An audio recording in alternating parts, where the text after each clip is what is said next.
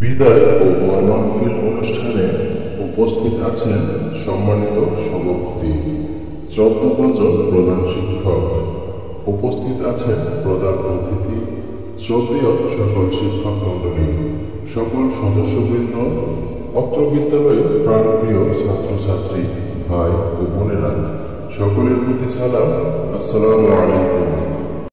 অনুষ্ঠানের শুরুতেই ধন্যবাদ জ্ঞাপন করছি শ্রদ্ধেয় ইংরেজি শিক্ষককে, যিনি আমাকে সুযোগ করে দিয়েছেন বড় ভাই বোনদের উদ্দেশ্যে কিছু কথা বলার জন্য। আজ আপনাদের বিদায়ী অনুষ্ঠান।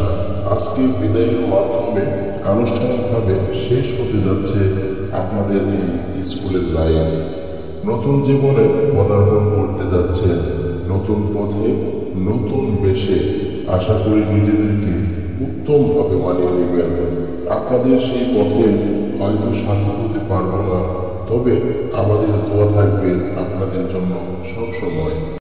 কোনো কিছু হলে শিক্ষকরা আপনাদের উদাহরণ দিত, বলতো তোমাদের বড় ভাই বোনদের কাছ থেকে শিখো কিভাবে কি করতে হয়।